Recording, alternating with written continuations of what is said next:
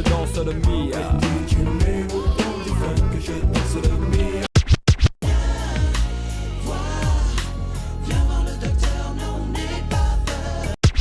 Le silence est d'or mais j'ai choisi la cadence. Une vague, un cyclone, que dit la météo?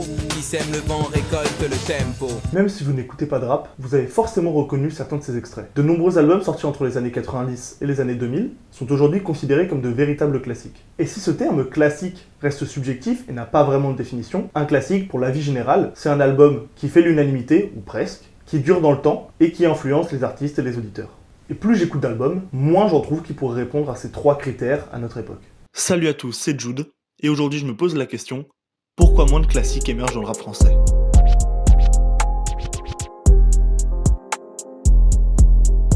Il faut savoir que le terme classique est un terme apparu dans les années 2010 pour parler des chefs-d'œuvre sortis dans les années 90. Et avec l'émergence des réseaux sociaux, et plus particulièrement de Twitter, aujourd'hui c'est une des questions qui fait le plus débat. Est-ce que tel ou tel album est un classique? Eh bien, pour répondre à cette question, il nous faut un peu de contexte. Demain c'est loin, morceau le plus marquant de l'école du micro d'argent d'IAM. Chichon-bidon, histoire de prison, stupide division, amas de 10 ans.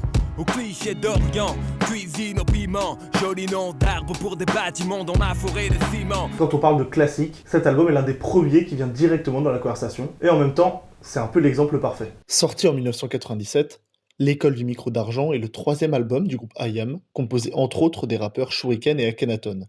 Après le succès d'Ombres et Lumières, sorti en 1994, cet album se démarque du précédent par la gravité de son ton et aborde des sujets de société encore actuels aujourd'hui, comme la montée du racisme en France ou l'obsession capitaliste. Et si vous reprenez les 3 points que je vous ai énoncés précédemment, l'école du micro d'argent y répond parfaitement. En 1998, il remporte le prix de meilleur album de l'année aux Victoires de la musique et est accueilli comme un chef-d'œuvre par la critique rap de l'époque. Il a influencé de nombreux artistes et plus particulièrement beaucoup de la vague marseillaise. Mais au-delà d'une seule ville, c'est surtout tout un pays et toutes les générations qui ont grandi avec cet album. De nombreux rappeurs y font d'ailleurs référence, que ce soit dans leurs textes ou même dans la prod de leurs morceaux. Les RG écoutent toutes mes conversations, j'en ai des frissons. Ça perturbe ma vie, ma haine grandit chaque fois que minute écrit. Baisse le regard, on t'emmène vers les profondeurs. Ma haine grandit chaque fois que minute écrit. Et pour parfaire le tout, il est encore aujourd'hui le deuxième album de rap français le plus vendu de l'histoire, avec plus d'1 600 000 ventes. Ce qui nous amène à une autre question. Quand on parle de classique, pourquoi est-ce que les premiers albums qui nous viennent à l'esprit, c'est les albums des années 90-2000?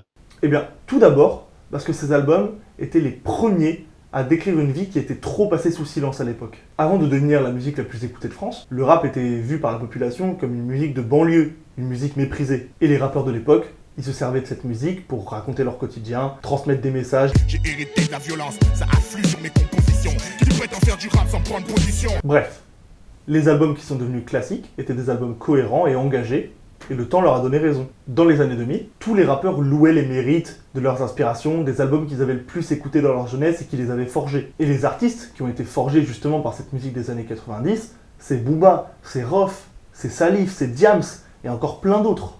Les albums de ces rappeurs, sortis dans la deuxième moitié des années 2000, sont les derniers vrais classiques que le rap français puisse compter, hormis quelques exceptions dans les années 2010. Westside, Le Code de l'horreur, Dans ma bulle, Curriculum Vital, certains artistes ont su rester authentiques et fidèles à leur code, tandis qu'une nouvelle génération de rappeurs émergeait. Et cette nouvelle génération voit le jour en même temps qu'une nouvelle forme d'écoute de musique qui va chambouler l'industrie. Au début des années 2000, le streaming fait son apparition, avec les nouvelles opportunités qui vont avec, et en 2006, le géant Spotify démarre. C'est un titan! Forcément, avec l'arrivée du streaming, l'écoute d'un album en ligne n'a pas le même poids que l'achat d'un CD en physique. Donc, la SNEP s'est dit, les auditeurs écoutent de la musique différemment, donc il faut revoir les normes de certification. Car, à partir de 2006, obtenir une certification est devenu plus atteignable. De 100 000 ventes, un disque d'or est passé à 75 000, puis à 50 000 en 2009. Pareil pour le fameux disque de platine qui est passé de 300 000 ventes à 100 000. En fait, au 30 juin 2006, un disque d'or valait l'équivalent du disque de platine actuel.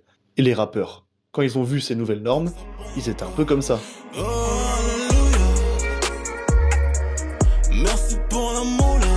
Donc à partir de 2006, les rappeurs vont commencer à s'intéresser à la quête du disque d'or, la consécration ultime à l'époque.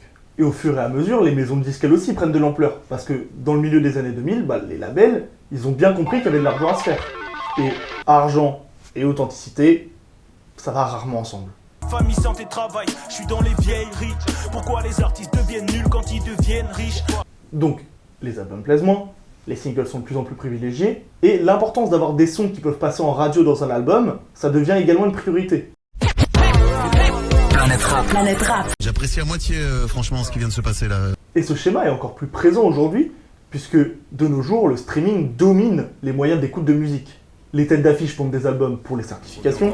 Je fais stamina pour être platine, et ça c'est vu. Le disque platine est toujours dans le papier bulle.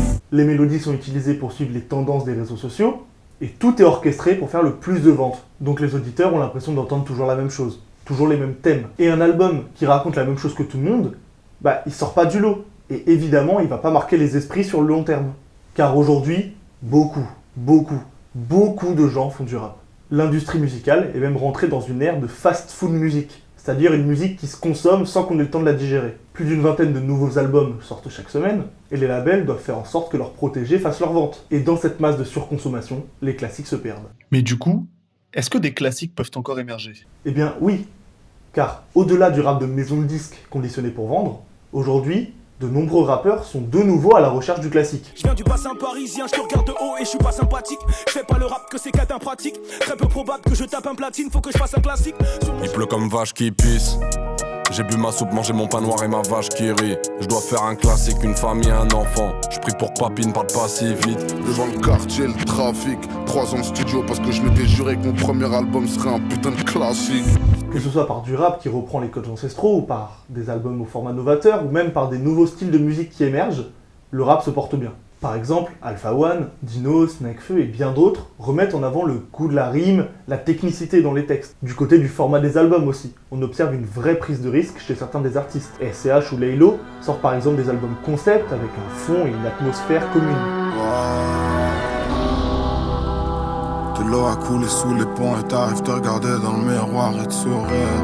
Des portes salino dans la nuit, des portes flingues dans la ville. Je sens à éponger dans la cuisine, des billets qui flottent dans la piscine. À côté de ça, beaucoup d'artistes privilégient aujourd'hui le format d'album sans featuring, pour laisser place au texte et à la trame. Moins de classiques émergent aujourd'hui, c'est vrai, mais de nombreux albums sont voués à devenir des classiques pour les générations futures.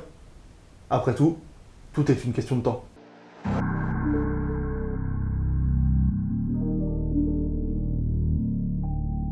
Merci à tous d'avoir regardé cette vidéo. Évidemment, je n'ai pas pu citer tous les albums marquants de l'histoire du rap français, donc si ton album préféré n'a pas été mentionné, n'hésite pas à m'en faire part en commentaire. Dis-moi aussi selon toi, quel album sorti ces dernières années pourrait devenir un classique dans les décennies à suivre. N'oubliez pas de vous abonner, d'activer la cloche et de me suivre sur mes réseaux sociaux dans la description. Sur ce, à la prochaine pour une nouvelle vidéo. Prenez soin de vous et écoutez du rap. L'objectif c'est faire du son, moi j'ai fait kicker toute l'année. Il reste des journées à écouler juste pour kicker toute la nuit. La lune est claire, le sol argenté, j'écoute Luna pour planer. Les cendres du phénix sont cramées, comme le micro entre amis. Tard comme le mort, donc gros y'a pas mort. Tout réussir en équipe c'est le mot d'ordre.